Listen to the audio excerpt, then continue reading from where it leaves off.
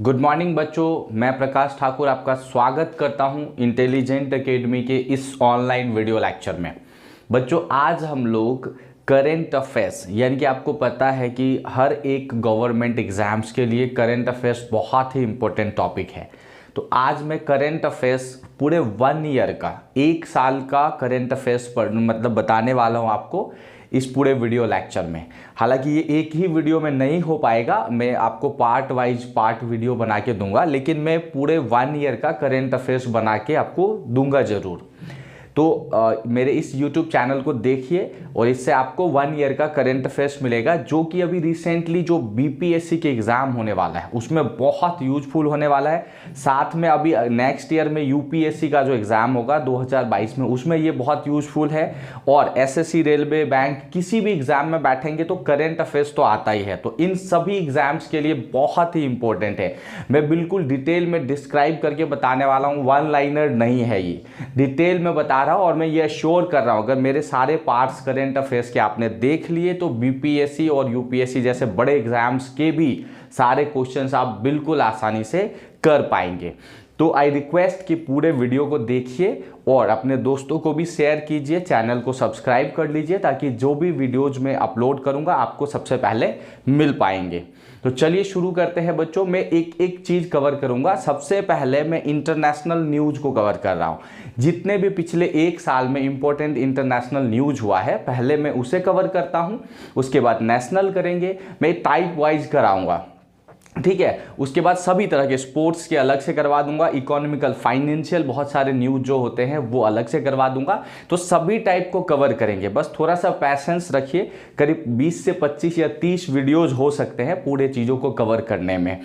तो आप लोग सभी वीडियो को देखिए जो मैं आज से शुरुआत कर रहा हूँ। इसके बाद हम लोग रेगुलर कुछ ना कुछ वीडियोस देंगे जिससे कि आपका पूरे 1 ईयर का पैकेज कंप्लीट हो जाएगा। और ये बहुत इंपॉर्टेंट है बच्चों। देखो 150 क्वेश्चंस होते हैं BPSC में, जिसमें से 35 क्वेश्चन लास्ट ईयर में सिर्फ और सिर्फ करेंट अफेयर्स के थे। तो ये बिल्कुल इंपॉर्टेंट हो जाता है। और इसके साथ UPSC जैसे बड़े एग्जाम्स, आज किसी भी एग्जाम्स की बात करिए तो करेंट अफेयर्स एक मेजर रोल जो है उसका है GS पार्ट में। तो चलिए हम लोग शुरू करते हैं। तो सबसे पहले मैं शुरू कराता हूं अभी COP26, ठीक है। अभी रिसेंटली आपने न्यूज में भी सुना होगा, अभी क्या चल रहा है, COP26 समिट चल रहा है, ठीक है। COP26 समिट जो है अभी चल रहा है। आपने अभी रिसेंटली न्यूज वगैरह में भी सुना होगा। जो हमारे प्राइम मिनिस्टर नरेंद्र मोदी जी हैं सर, वो अभी इसमें गए हैं पार्टिसिपेट करने के लिए, हिस्सा लेने के लिए। तो ये क्या है सबसे पहले समझते हैं, ये COP26 का क्या मतलब हुआ। तो COP का मतलब मैं बताता हूं, इसका मतलब होता है कॉन्फ्रेंस ऑफ पार्टीज, ठीक है। COP26 का क्या मतलब होता है, कॉन्फ्रेंस ऑफ पार्टीज। मैं आप लोग को बोर्ड पे लिख के इसलिए बता रहा हूं कि कई बच्चों के कमेंट आए थे कि डायरेक्टली डिजिटली सारी चीजें आता है ना, तो उन्हें वो फील नहीं आता कि वो पढ़ाई कर रहे, उन्हें लगता है बस जैसे देख रहे, टीवी देख रहे, मूवीज। तो इस बार हम लोगों ने, हमारे पास सारे फैसिलिटीज थे कि हमको डिजिटल वीडियो दे सके, लेकिन बच्चों का कहना था कि हमें लिख के ऐसा बताइए ताकि लगे उन्हें कि हम क्लासरूम व्यू में हैं। तो इसलिए मैं इस तरह से वीडियोज बना के आपको दे रहा हूं। चलिए हम समझते हैं। तो कॉन्फ्रेंस ऑफ पार्टीज इसका मतलब है। अब 26 क्यों है इसको समझेंगे, क्योंकि देखो ये कॉन्फ्रेंस ऑफ पार्टी जो है ना, इसकी फर्स्ट समिट जो है 1995 में शुरू हुआ था। इसका जो पहला मीटिंग हुआ था वो कब हुआ था, 1995 में, 1995 में। तो अभी प्रेजेंट में अगर हम बात करें तो इस साल अभी जो हो रहा है ना 2021 में, ये इसका 26वां 26th समिट है, मीटिंग है, ठीक है। पहला कब शुरू हुआ था, 1995 में। और अभी इस हिसाब से कौन सा है, ये 26वां चल रहा है, इसका 26th ये मीटिंग चल रहा है, ठीक है। इसीलिए इसका नाम है COP26 समिट। अब ये जो पूरा प्रोग्राम है, ये जो COP26 है, ये कैसे चल रहा है, ये कौन चला रहा है, इसकी कैसे शुरुआत हुई, तो इसके लिए भी हम लोग चीजों को समझते हैं। देखिए इसकी जो शुरुआत है वो यहां से हुआ है, UNFCCC आप कह सकते हो इसे, ठीक है। इसकी शुरुआत कैसे हुआ, इसके थ्रू हुआ, UNFCCC। अब ये क्या है, ये है यूनाइटेड नेशन का एक बॉडी या एंटिटी आप कह सकते हो। ये क्या है, यूनाइटेड नेशन का एक बॉडी या एक भाग है, एक पार्ट है। UNFCCC क्या है? यूनाइटेड नेशन का एक पार्ट है। और आपको पता है कि यूनाइटेड नेशन क्या कर रहा है, कि उसका यही काम है आजकल, मतलब पूरे वर्ल्ड में सारी चीज़ें अच्छी तरह से चले, ये यूनाइटेड नेशन के थ्रू होता है। तो इनका एक डिपार्टमेंट है। अब क्या नाम है इसका, देखिए इसको समझते हैं। UNFCCC को मतलब हम लोग ये कहते हैं, यहाँ पे हो जाएगा, ये तो आप जानते हैं UN से क्या होगा? यूनाइटेड नेशन, ठीक है। यूनाइटेड नेशन, F से होता है framework, United nation framework convention, ठीक है, United nation framework convention on climate change, ठीक है। ऑन क्या होता है? क्लाइमेट चेंज, इसका फुल फॉर्म है, ठीक है। तो United nation framework convention on climate change, इसको क्या कहते हैं? UNFCCC आप बोल सकते हो, या CC। तो ये जो है पार्ट, ये किसका एक हिस्सा है? यूनाइटेड नेशन का एक हिस्सा है, एक भाग है। और इसी के थ्रू क्या किया जाता है? काम होता है कॉप का, यानी कि कॉप का मतलब क्या है? कॉन्फ्रेंस ऑफ पार्टीज, ठीक है। इसका क्या है? कॉन्फ्रेंस ऑफ पार्टी किसके थ्रू होता है? यूनाइटेड नेशन के framework convention on climate change. अब इसके नाम से आप समझ गए होंगे कि इसमें पूरा प्रोग्राम क्या होगा। क्या है ये? क्लाइमेट चेंज, यानी कि ये पूरा का पूरा प्रोग्राम जो है वो किससे जुड़ा हुआ है? इन्वायरमेंट से जुड़ा हुआ है, ठीक है। इन्वायरमेंट से जुड़ा हुआ है, जिसको आप पर्यावरण कहते हैं। यानी कि आपको पता है कि सिचुएशन कैसा चल रहा है। अभी ग्लोबल वार्मिंग एक बहुत बड़ा इशू हो गया है। ग्लोबल वार्मिंग, टेम्परेचर बढ़ते जा रहा है, सिचुएशन बदल रहा है। आप देखेंगे गर्मी के मौसम में भी अलग तरीके से व्यवस्था हो रहा है। जब बारिश नहीं होना है तो बारिश होने लगता है। तो ये जो पूरा सिचुएशन है ना, अलग होते जा रहा है। क्यों हो रहा है? पॉल्यूशन के वजह से। पॉल्यूशन से क्या हो रहा है? ग्लोबल वार्मिंग होता है। और इसके लिए सबसे ज़्यादा रिस्पॉन्सिबल कौन होता है? Green house gases. तो इस पूरे कॉप का क्या होता है थीम? हर बार इसका जो मेजर थीम है, इस बार का क्या थीम है मैं आगे बताऊंगा, इस बार 26वें का क्या थीम है। लेकिन इसका ये जो पूरे समिट होता है, यानी ये जिसके थ्रू होता है, यूनाइटेड नेशन के framework convention on climate change, ये जो होता है ना, इसका सबसे मेजर थीम क्या होता है कि क्लाइमेट चेंज को रोकना। ये जो डे बाय डे टेम्परेचर बढ़ते जा रहा है ग्लोबल वार्मिंग के वजह से। और ये ग्लोबल वार्मिंग क्यों होता है? ये होता है ग्रीन हाउस गैस के वजह से। बच्चों, किसके वजह से होता है? ये ग्रीन हाउस गैसेज के वजह से होता है। तो इसका काम क्या होता है कि ग्रीन हाउस गैसेज को कम करना है। इसका क्या काम है? इसको क्या करना है? कम करना है। इसका मेजर काम क्या है? इसको कंट्रोल करना, एक तरह से जो आप बोल सकते हो। तो ये अभी आपने समझा कॉप क्या होता है, ये किसके थ्रू होता है, ठीक है। तो ये एक मेजर, आप इसकी शुरुआत कब हुई थी? ये जो कॉप है, इसकी शुरुआत अगर हम लोग बात करेंगे, इसकी शुरुआत कब हुई थी? 21 मार्च, 21 मार्च 1994 से इसकी शुरुआत। यानी कि ये फाइनली रजिस्टर्ड होके, इसका जो मोशन है, जो लॉ है, वो पास होके फाइनली, ऐसे तो 1992 में इसकी एक मीटिंग हुआ था, 1992 में इसका मीटिंग हुआ था, उसी में फाइनलाइज हो गया था। बट आपको पता है कोई भी बिल जब पास होता है तो यूएन में सारे जगह पे उसको पास करना, या हमारे देश में भी अगर कोई बिल हो तो उसे क्या होता है कि हम लोकसभा राज्यसभा में पास करते हैं, राष्ट्रपति का सिग्नेचर होता है, उसके बाद वो चीज़ें फाइनल इंप्लीमेंट होता है। तो ऐसे फाइनल कब हो गया था? ये 21 मार्च 1994 में। और इसीलिए इसके बाद 1995 में क्या हुआ? इसका पहला समिट, पहला मीटिंग जो है हुआ था 1995 में। और अभी कौन सा मीटिंग हुआ? ये 26वां, 26th मीटिंग इसका हुआ है। और कॉप का मतलब कॉन्फ्रेंस ऑफ पार्टीज होता है। मैं बिल्कुल डिटेल में बता रहा हूं, इसके बाद आपको इन सब टॉपिक्स के ऊपर से कोई क्वेश्चन, कभी डाउट नहीं होगा और प्रॉब्लम्स नहीं होगा। अगर तो भी कुछ लगे तो आप कमेंट जरूर करके पूछ सकते हैं, हम लोग अगले वीडियो में उसको आंसर्स जरूर देंगे। तो अब आपने क्लियर हो गया ये क्या होता है? ये इन्वायरमेंट से रिलेटेड इश्यूज को सॉल्व करने के लिए है। यानी कि आपको पता है कि प्रॉब्लम्स चल रहा है ग्लोबल वार्मिंग, तो पर्यावरण या इन्वायरमेंट से रिलेटेड जो प्रॉब्लम्स चल रहा है, जो गर्मी बढ़ जाना, टेम्परेचर जो बढ़ते जा रहा है, इसको कंट्रोल करना है। और ये किस वजह से होता है? ग्रीन हाउस गैसेस की वजह से होता है। तो इसको कम करना भी इसका एक मेजर रोल है। ठीक है बच्चों, चलिए अब हम लोग आगे बढ़ते हैं और इसके कुछ और पॉइंट्स को देखते हैं और समझेंगे। थोड़ा बड़ा है, इसको एकदम एक एक चीज में बताने वाला हूं, तो बस आप पूरे वीडियोज को देखिए। COP26 ये जो अभी चल रहा है ये कौन से डेट से कौन से डेट तक चलेगा, तो चलिए हम इसको भी समझ लेते हैं। ठीक है, जो COP26 अभी चल रहा है ये 31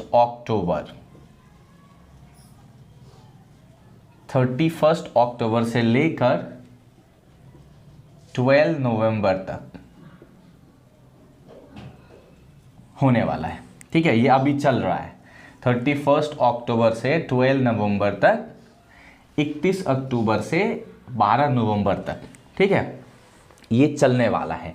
इसमें दुनिया के देश आ रहे हैं, अपने अपने हिसाब से आइडियोलॉजी, अपना आइडिया दे रहे हैं कि कैसे क्लाइमेट को कंट्रोल किया जा सकता है, कैसे हम उस चीज़ों को ठीक करेंगे, टेम्परेचर कम करना है। तो ये हो गया। अब ये कहाँ चल रहा है अभी ये समझते हैं। ये ग्लासगो यूके में, यूनाइटेड किंगडम जिसको कहते हैं, विथ पार्टनरशिप। ठीक है, ये किसके साथ पार्टनरशिप करके चल रहा है? इटली के साथ। ठीक है, जो अभी ये हो कहाँ पर है? ग्लासगो यूके में हो रहा है, यूनाइटेड किंगडम में। और किसके साथ मिलके कर रहे हैं इस बार? ये जो पूरा प्रोग्राम स्पॉन्सर्ड, ये पूरा प्रोग्राम जो किया जा रहा है ये किसके साथ मिलके? इटली के साथ मिलके। इटली और यूके मिलके इस पूरे प्रोग्राम को इस बार कर रहे हैं। तो ये कहाँ कब? ये पूछा जा सकता है कि 31 अक्टूबर से 12 नवंबर तक। पूछा तो कुछ भी जा सकता है कि कहाँ पे हो रहा है, तो ग्लासगो में हुआ है। और कौन से देश इसकी मेज़बानी कर रहे हैं या कौन सा देश इसको कर रहे हैं? तो यूके और इटली मिलके कर रहे हैं। ये क्लियर? इतनी बातें तो आप समझ गए होंगे।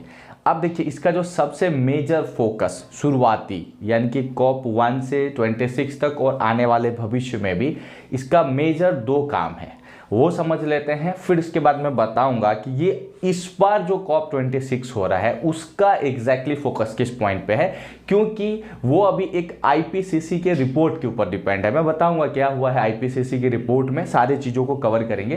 पहले इसका जो मेजर वर्क है ये आपको पता चल जाना चाहिए ताकि आप चीज़ों को समझ पाएंगे। तो इसका सबसे मेन काम होता है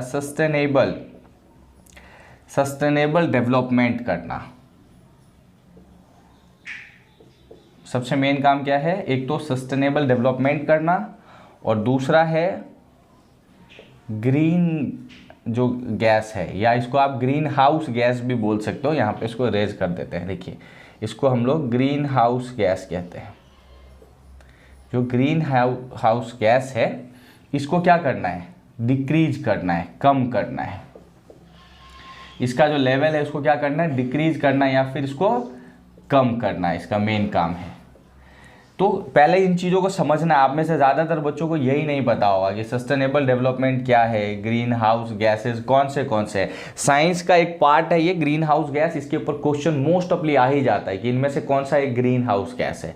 तो पता हो तो बहुत अच्छी बात है, नहीं तो मैं अभी सभी बताने वाला हूँ। मैं बिल्कुल एक एक पॉइंट जो इसके अंदर आ रहा है सबको डिटेल में डिस्क्राइब करूँगा जिससे आप चीज़ों को समझ पाएंगे। चलिए पहले इसको समझते हैं। देखो सस्टेनेबल डेवलपमेंट का मतलब मैं लिख नहीं रहा हूँ, बस बोल दे रहा हूँ, आप लोग नोट डाउन जरूर कर लेना। क्या होता है इसको समझते हैं। देखिए सस्टेनेबल डेवलपमेंट क्या है? इसका मतलब ये होता है कि प्रेजेंट टाइम में, वर्तमान में हमें डेवलपमेंट करना है। ठीक है, हर एक देश प्रेजेंट टाइम में अपना विकास करना चाहता है और वो करना भी चाहिए। तो इसका काम क्या है कि हमें प्रेजेंट टाइम में डेवलपमेंट करनी है, इकोनॉमी को डेवलप करना है, उसके लिए सारी चीज़ें करेंगे। लेकिन वो किस कीमत पे होगा? वो इस कीमत पे होगा कि हमें डेवलपमेंट इस लेवल पे करना है ताकि अभी के डेवलपमेंट के वजह से आने वाला जो नया जनरेशन है हमारा जो फ्यूचर है, जो नए बच्चे आएंगे या समझो एक जो नया टाइम आएगा, ऐसा नहीं होना चाहिए कि हम अभी के डेवलपमेंट के चक्कर में उनका फ्यूचर खराब कर दें। अब ये क्या बात हुई, नहीं समझ में आ रहा होगा मैं भी, तो चलिए इसको आसान शब्दों में समझते हैं। ये ऐसा होता है कि मान लो, अभी एग्जाम्पल से समझते हैं कि अगर हम लोगों ने बहुत ज़्यादा डीजल, पेट्रोल या ये सारी चीज़ें यूज करके डेवलपमेंट कर लिया, तो आपको पता है ना कि ये क्या है, एक दिन ख़त्म हो जाएगा। जो डीजल, पेट्रोल, ये सब जो बायोफ्यूल्स हैं, ये जो सब क्या हो जाएगा, एक दिन ख़त्म हो जाएंगे। तो फिर आने वाले बच्चों को क्या मिलेगा? आने वाले जनरेशन को तो पेट्रोल डीजल मिलेगा नहीं। तो इतने बड़े बड़े गाड़ियां व्यवस्था करने से भी क्या मतलब निकलेगा जब उन्हें कुछ नहीं मिलेगा। यानी कि एक सीधी बात समझो कि हम आने वाले उनके हिस्से की खुशियों को अभी यूटिलाइज कर ले, फिर उनका ज़िंदगी नर्क हो जाएगा। तो यही होता है सस्टेनेबल डेवलपमेंट। मतलब इस तरह से डेवलपमेंट करना है कि जो हमारा आने वाला जनरेशन है उसके ऊपर इसका असर नहीं होना चाहिए, इम्पैक्ट नहीं पड़ना चाहिए। समझ में आ गया बच्चों आप लोगों को? तो बस सिंपल समझना है कि अभी डेवलपमेंट तो करना है, लेकिन ऐसा नहीं कि हम सारे जो भी हमारे पास यूटिलाइज करने के लिए जो एनर्जी है सारी चीज़ों को ऐसे यूज कर लो कि हम आने वाले भविष्य को कुछ दे ही ना पाए। तो इस तरह से डेवलपमेंट करना है ताकि आने वाले फ्यूचर में जनरेशन्स को भी सारी चीज़ें, सारा अधिकार जो हमें मिल रहा है वो उन्हें मिले। हम सारी चीज़ों को ख़त्म नहीं कर दें, उनके लिए भी छोड़ना है, हमें आगे वाली दुनिया को बचाना है। तो इसको कहते हैं सस्टेनेबल डेवलपमेंट, यानी कि ऐसे डेवलपमेंट करना है ताकि आने वाले भविष्य को ध्यान में रखते हुए चीज़ों को इन्वेंशन करना है, इनोवेट करना है और अच्छा बेहतर बनाना है। दूसरा होता है ग्रीन हाउस गैस। अब ये ग्रीन हाउस गैस क्या है? ये अभी यही सबसे बड़ा मुसीबत है। हमारा इंडस्ट्रियलाइजेशन हो रहा है, इतने सारे व्हीकल चल रहे हैं, इस सब के वजह से पॉल्यूशन बहुत बढ़ रहा है और उस पॉल्यूशन से ये निकलता है ग्रीन हाउस गैसेस। तो चलिए अब हम लोग समझते हैं कि ग्रीन हाउस गैसेस क्या होता है, क्योंकि साइंस में भी आ जाता है। मैं इसको थोड़ा सा एक्सप्लेन करूंगा कि कौन से जो है ग्रीन हाउसेस हैं गैसेस और उन कितने परसेंटेज है, क्या होता है, वो सभी चीज़ों को समझते हैं हम।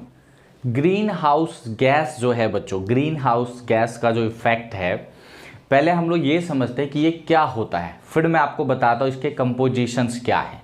तो सबसे पहले ये समझना है, देखिए जब पॉल्यूशन नहीं था, आज से बहुत साल पहले, यानी कि कई सौ साल पहले की बात अगर हम लोग करें, जब इंडस्ट्रियलाइजेशन या इतने सारे चीज़ें नहीं हुए थे, इतने गाड़ियाँ नहीं चलती थी, तो पॉल्यूशन नहीं था। तो उस टाइम पे सिचुएशन ये था कि दिन में सूरज की रोशनी आती थी पृथ्वी पे, जो सनरेज है, सनलाइट है, वो अर्थ पे आता है और पृथ्वी को गर्म कर देता था। दिन के टाइम में यहाँ गर्मी होता था और रात होते यानी कि सनलाइट नहीं आता है उस टाइम पे जिस भाग में अर्थ पे, तो उस टाइम पे गर्मी अपने आप ऊपर चला जाता था और मौसम, एटमॉस्फेयर बिल्कुल बढ़िया हो जाता था, सामान्य, नॉर्मल। लेकिन ये जो ग्रीन हाउस है ना, ये गैसेस क्या कर रहा है, एक लेयर की तरह काम करता है। चलिए मैं आपको बगल में स्क्रीन पे वो सीन दिखाता हूँ कि देखिए ग्रीन हाउस कैसे काम कर रहा है, कैसे होता है। आप देखिए स्क्रीन पे दिख रहा है।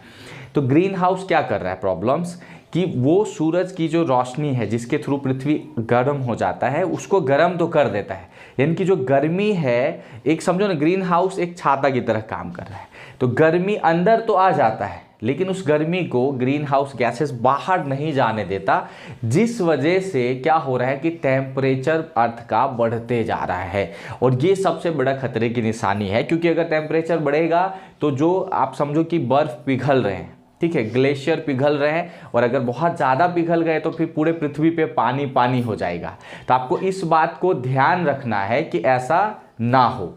तो इसीलिए अभी ग्रीन हाउस को कंट्रोल करने की ज़रूरत है, नहीं तो चीज़ें बिगड़ जाएगा। तो ग्रीन हाउस क्या है, समझ में आ गया ना, कि सूर्य से जो हमें एनर्जी, जो गर्मी हमें मिलता है, वो पृथ्वी पे आता है, और अगर ग्रीन हाउस गैसेस ना हो यहाँ इतने, तो गर्मी फिर वापस चला जाता है और शाम को, रात को मौसम ठंडा हो जाता है और अर्थ का जो टेम्परेचर है इतना नहीं बढ़ता है। लेकिन अगर गर्मी आ तो जाता है, लेकिन गैसेस क्या करता है, उसको बीच में बाहर नहीं जाने देता, जिससे गर्मी अंदर बना रहता है और डे बाय डे क्या हो रहा है, टेम्परेचर अर्थ का बढ़ते जा रहा है। तो आई होप बच्चों आप लोग ग्रीन हाउस इफेक्ट क्या होता है ये समझ गए होंगे। चलिए बच्चों अब हम लोग ग्रीन हाउस गैस की कंपोजिशंस देखते हैं कि इसमें कौन से गैस होते हैं, क्योंकि ऑब्जेक्टिव क्वेश्चन कई बार आ गया है कि इनमें से कौन सा ग्रीन हाउस गैस है। तो चलिए इसको समझते हैं कि ग्रीन हाउस गैस का कंपोजिशन क्या है, कौन से गैस मतलब इसमें होते हैं।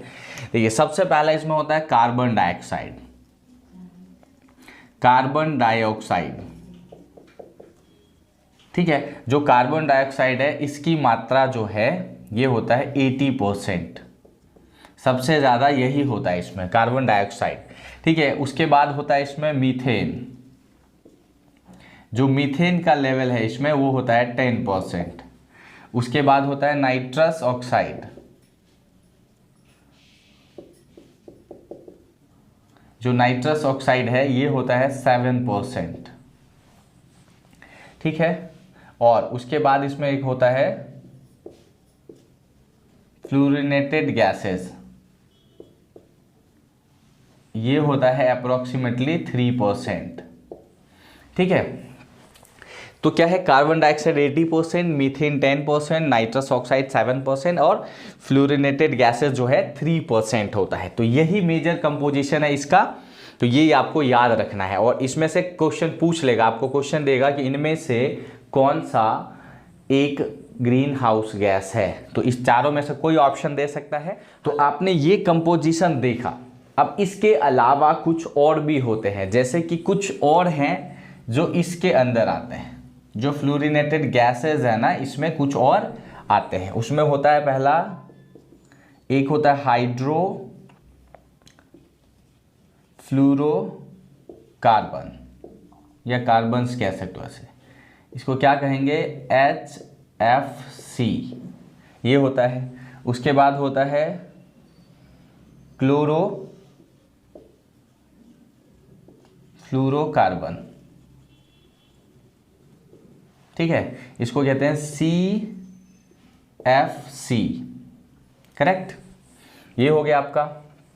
एक होता है पर फ्लोरोकार्बन्स, ठीक है, इसको हम PF और C भी कहते हैं।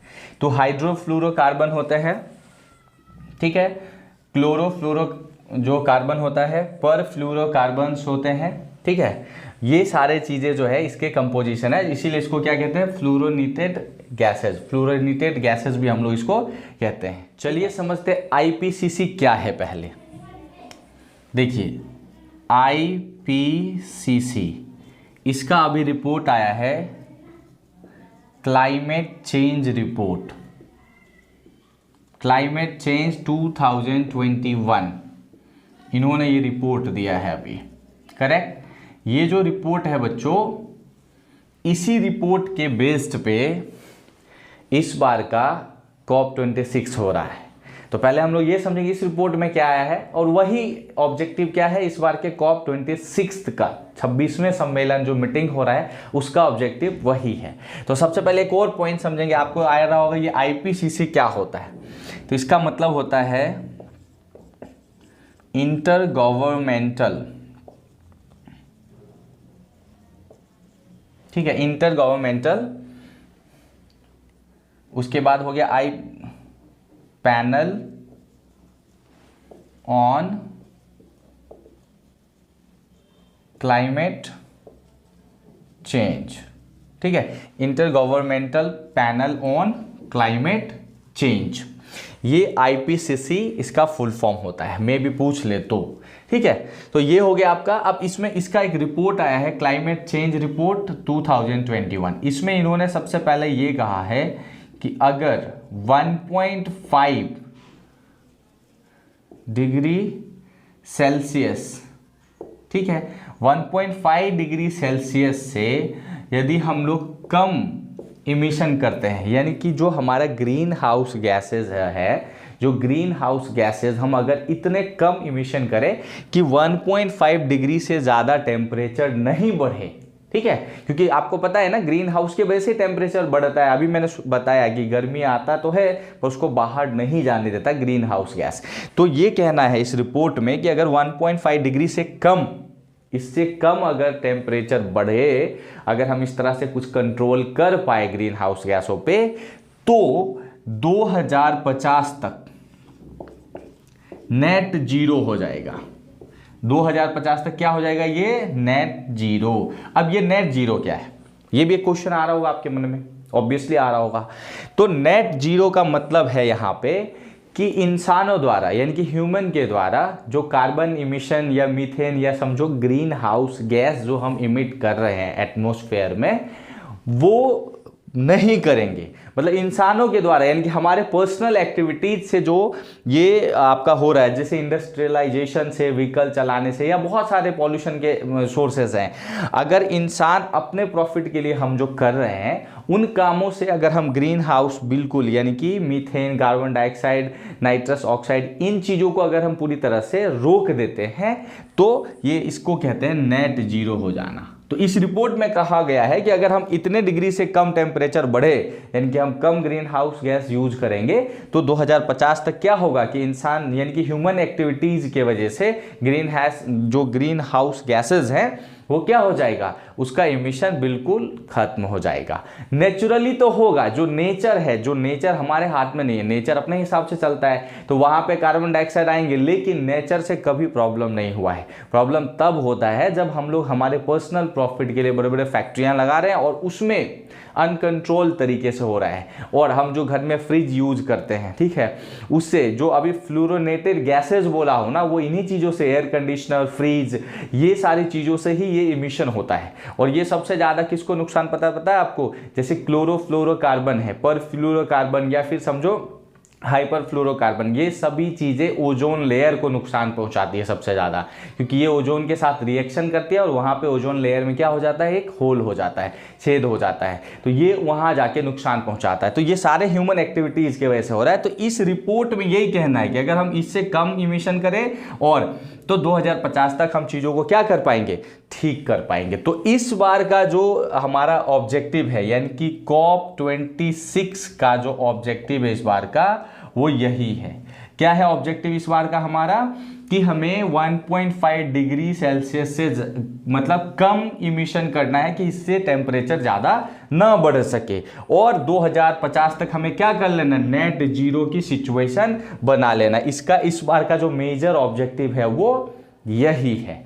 और अब इसके लिए देखिए कुछ और चीजें हैं जिससे इससे पहले कई और कॉप हो गए हैं, उसमें कुछ कुछ पॉइंट इंपॉर्टेंट है जो कहा गया है। इसमें एक ये पॉइंट है कि हर एक डेवलप्ड जो कंट्रीज है, ठीक है, जो डेवलप्ड कंट्रीज है आपका, ठीक है, वो डेवलप्ड कंट्रीज के साथ क्या हो रहा है, देखिए उनको $100 बिलियन हर बार देना है, ठीक है। जो डेवलप्ड कंट्रीज है उनके साथ क्या टर्म बना हुआ है कॉप में, कि उन्हें $100 बिलियन हर साल इन्वायरमेंट को ठीक करने के लिए देना है। अब ये क्यों होता है समझिए, देखिए जो डेवलप्ड हो चुके हैं उन्होंने तो अनलिमिटेड फैक्ट्रियां लगा ली है, बहुत सारे चीज़ें, लेटेस्ट टेक्नोलॉजी यूज की है, जिससे कि जो कार्बन इमिशन, जो मीथेन इमिशन है बहुत ज़्यादा, ग्रीन हाउस का इमिशन उन्होंने बहुत ज़्यादा पहले कर दिया है।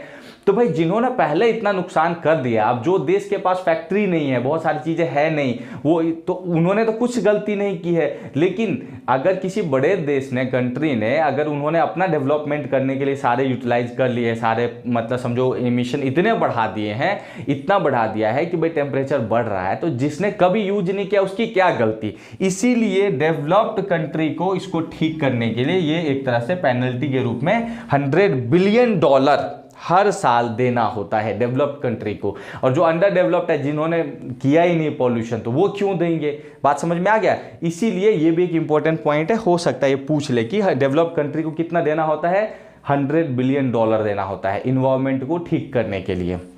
अब इसके अलावा हम अगर बात करें तो इंडिया, अगर हम इंडिया की बात करते हैं तो इंडिया 3rd रैंक पे आता है इसमें, यानी कि हम तीसरे सबसे बड़े ये कार्बन इमिशन या ग्रीन हाउस गैस इमिशन करने वाले देश हैं। इंडिया कौन से नंबर पे, तीसरे नंबर पे, पूरे वर्ल्ड में तीसरे नंबर पे इंडिया है कार्बन इमिशन या ग्रीन हाउस गैस को इमिशन करने में। तो ये सारे पॉइंट्स जो है बहुत इंपॉर्टेंट है। अब इसके अलावा अगर हम बात करें तो आप ये चीजें देख सकते हो कि इसको ठीक कैसे किया जा सकता है। इसको ठीक करने के लिए हमें कुछ चीजों को, जैसे हम पेड़ पौधे लगाएं, क्या करोगे, पेड़ पौधे लगाने इसका सॉल्यूशन है। ये कैसे सॉल्यूशन होगा, पेड़ पौधे लगाना, क्योंकि पेड़ पौधे क्या करते हैं, कार्बन डाइऑक्साइड इनहेल कर लेते हैं, तो वो कंट्रोल करेंगे। दूसरा क्या करना है हमें, आपको यानी कि